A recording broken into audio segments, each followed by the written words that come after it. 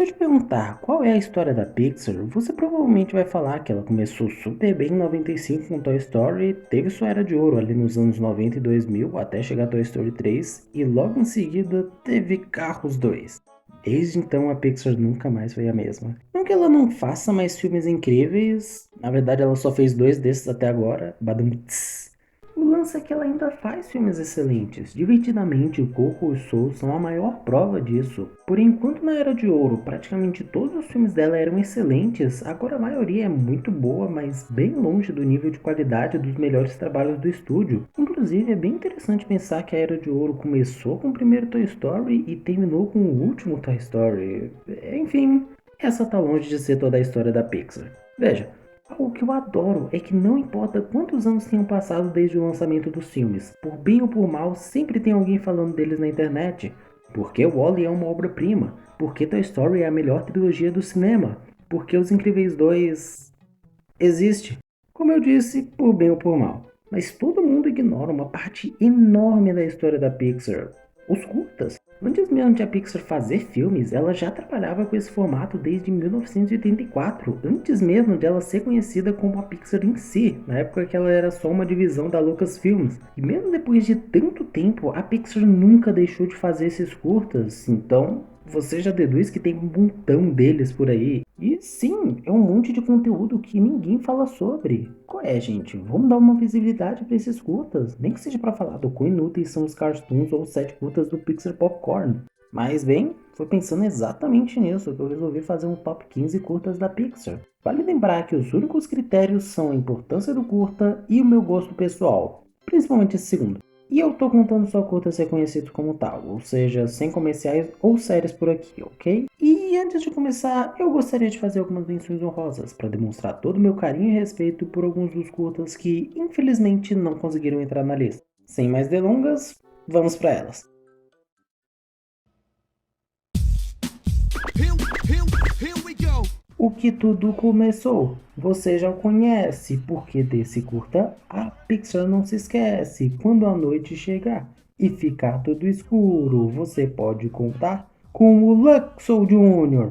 Sim, como primeira menção honrosa, eu deixo o Luxo Jr. E bem, o que eu disse no meu rap, que faz o Eminem tremer de medo, é verdade. Se você conhece a Pixar, você conhece o Luxo Jr. É matemática básica isso. Afinal, é do curta que estreia o mascote da empresa que estamos falando. Sim, essa luminária saltitante que você vê na logo sempre que algum filme vai começar, não surgiu do nada. Ela é filha do Luxo. Sim, o pai do Luxo Jr. se chama Luxo. Mais surpreendente que isso, só o anúncio de um novo live action da Disney, não é mesmo? Mas bem, além do Luxo Jr., eu gostaria de colocar Front and Back, Surprise, Up and Down e Light and Heavy. 4 curtas que, além de terem os nomes mais criativos da história, não tem nada demais, são só mais Luxo Jr. e isso é perfeito. E curiosidade rápida, esse curta foi feito pela Pixar especificamente para o Sesame Street, que antes que alguém me corrija, não é a Vila Sésamo. Vila Sésamo é uma produção brasileira que usa elementos do Sesame Street, mas no geral é uma produção totalmente diferente. E apesar de Luxo Jr. ser tecnicamente o primeiro curta da Pixar, antes dele alguns dos fundadores da empresa criaram um curta da Pixar quando ela era ainda só uma divisão da LucasArts e não uma empresa por si só. O nome do curta é The Adventures of Andre and Wally B. E ele mostra uma abelha e um humano azul, eu acho. O curta não tem bem uma história, mas definitivamente fez história.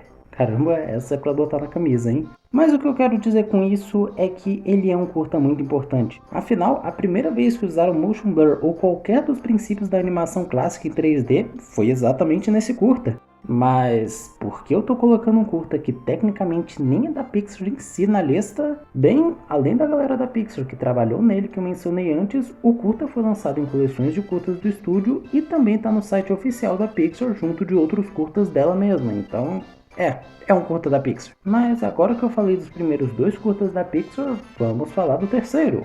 Red's Dream. Cara, como eu amo Red's Dream. Um curta com uma das animações mais simples e rudimentares possível, conseguiu me passar mais emoção do que Frozen 2 inteiro. Talvez porque eu nunca vi Frozen 2, mas você me entendeu.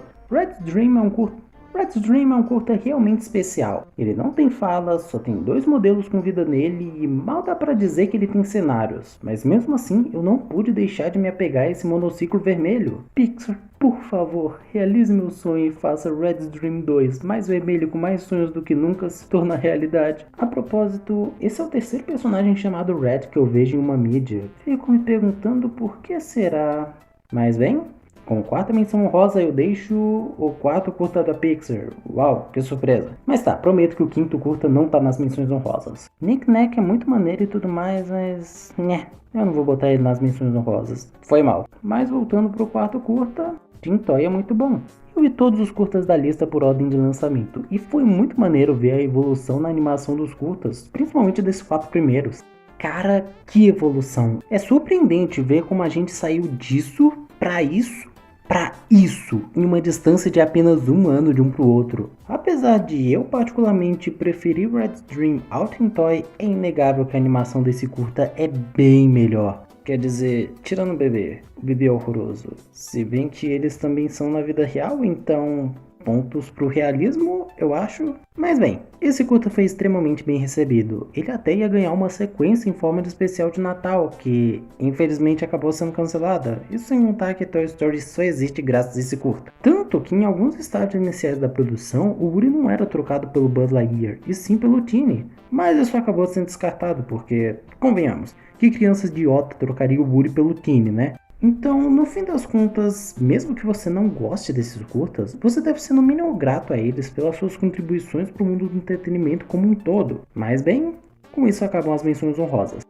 Eu serei seu apresentador e seu guia no meu top 15 curtas da Pixar. Eu sou o Blarg.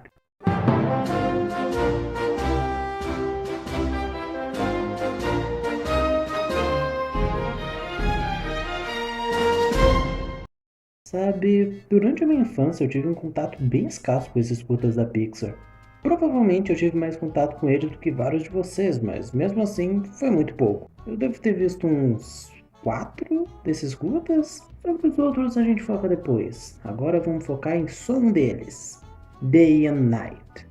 O conceito de transformar o dia e a noite em personagens já foi usado várias vezes em várias obras diferentes. Porém, quase sempre eles são representados como um simples sol e uma simples lua, claro, com alguma coisinha a mais. E assim, faz total sentido, afinal, que coisa melhor para representar esses personagens, né? De fato. Porém, eu acho que dá para fazer designs de personagens muito mais criativos e interessantes com esse conceito do que só um sol e uma lua. E Day and Night sabe disso muito bem. Eles pegaram essa ideia simples de dia e noite como personagens, mas no design deles em si, eles foram bem mais além. Eles transformaram os personagens em uma espécie de background, os backgrounds em personagens, eu não sei ao certo. Mas basicamente cada personagem é representado por um background. O dia é um background de dia e o noite é basicamente o mesmo background, só que de noite. Sabe, quando eu ouvi o Matt Braley dizer que cenários são personagens, eu acho que não era exatamente isso que ele tinha em mente. Mas bem, nem só de uma animação criativa vive o curta. Acredite ou não, o curta tem uma história, diferente de boa parte dos curtas da Pixar. Basicamente, a noite estava dormindo tranquilamente até que o dia chega, vê aquela criatura desconhecida e a repudia. Afinal,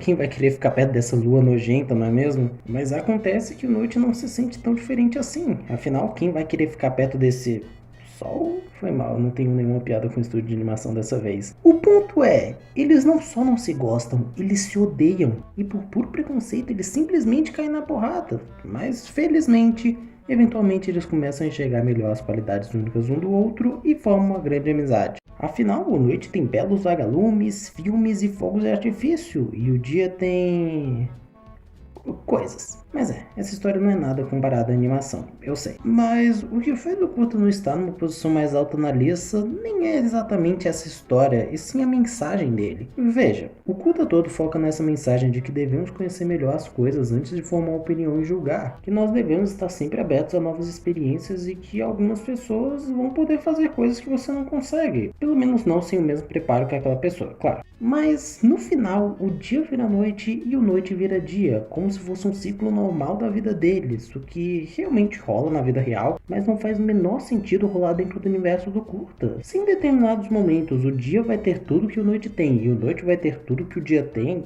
De onde vem todo o preconceito deles? Esse final simplesmente ferra com todo o sentido do curta. Eu sei que é para representar a mudança nos personagens e tudo mais, porém você não pode simplesmente jogar uma coisa no curta se essa coisa simplesmente quebra outra coisa que você já havia estabelecido antes. Mas tá, eu acho que isso vai muito mais da interpretação mesmo. Então, se você tem uma outra interpretação sobre como funciona o universo desse curta, sobre a mensagem dele ou até só sobre a cena final mesmo, deixe nos comentários, pois segundo a minha interpretação, esse curta é uma grande baderna com uma animação legal. Mas mesmo assim, vale lembrar que eu só me lembro de assistir esse curta uma vez na minha infância inteira, e mesmo assim, depois de todos esses anos, volta e meia eu me lembrava dele como um curta bem legal. Então, mesmo com seus problemas, eu jamais poderia negar que esse curta é muito marcante. Se é por bem ou por mal, já fica a seu critério, mas provavelmente por mal. Um curta sobre pessoas brigando e discutindo sem nenhuma razão por simples discordância e egocentrismo? Estranho, eu jurava que a Blue Sky que tinha feito o filme do Pássaro Azul.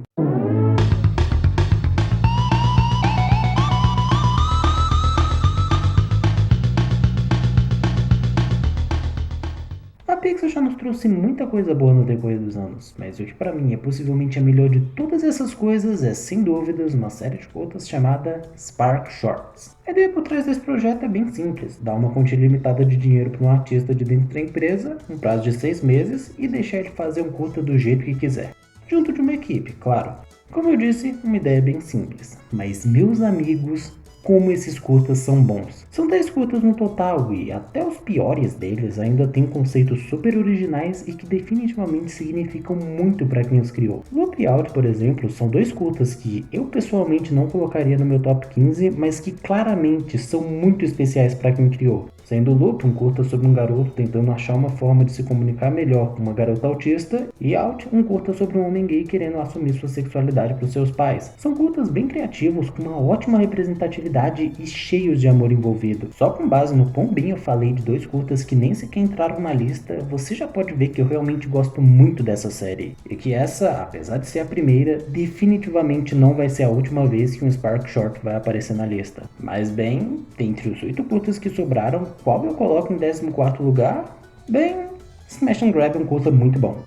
Qual é? O que mais você quer que eu diga? O curta é sobre ficção científica e foca principalmente em robôs. Essa não foi a primeira vez que a Pixar fez algo do tipo, nem a segunda, mas esse curta usa essa ideia de uma forma diferente o suficiente para poder se destacar perante os outros 2 usos dela. Enquanto Wall-E é um romance e Burnie é a história de um trabalhador do dia a dia que quer fazer seu serviço bem feito, Smash and Grab conta a história de 2 melhores amigos que só querem fugir do serviço para tomar uma gelada e se divertir. O reboot de Apenas um Show parece bem promissor. Eu gostaria de tirar um momento para falar da história do curta, que é outra coisa que eu realmente amo nos Spark Shorts. Eles realmente parecem filmes curtos que querem te contar algo em específico. É surpreendente como em apenas 7 minutos o curta nos apresenta o universo, a rotina dos personagens, os personagens em si, o quão forte é a amizade deles e a vontade deles de saírem dessa rotina monótona em que eles mal conseguem se divertir e conta a história em si. E essa mudança na rotina é exatamente o grande foco do curta. Primeiro eles tentam fazer o serviço chato deles de uma forma divertida, mas não dá certo por conta desses cabos de alimentação de energia que ficam grudados neles. Então eles precisam dessas esferas de energia que funcionam tipo carregadores portáteis para poderem sair dali e fazerem o que quiserem sem a necessidade desses cabos. É um tema legal que eu não lembro de ter visto em nenhum outro lugar. Outra coisa bem legal que eu simplesmente adoro é a própria animação. Pelo curta ter um orçamento bem limitado, eles tiveram que ser criativos em como animar os personagens. Então os personagens ganharam esses olhos bem criativos e bonitinhos, mas que ao mesmo tempo conseguem ser muito expressivos e passar bastante emoção. E sobre a trilha sonora, eu também curti até que bastante. Não são músicas marcantes ao ponto de eu pesquisar para ouvir depois, mas funcionam perfeitamente para cenas, e isso já tá bom o suficiente para mim. Mas tá, eu tenho uma confissão a fazer. Eu não coloquei o curta na lista pelo universo, pela trilha sonora ou pelos olhinhos dos personagens. Tá, talvez isso tenha ajudado um pouco. Mas o grande motivo para eu ter colocado o curta na lista é simplesmente pela amizade dos protagonistas.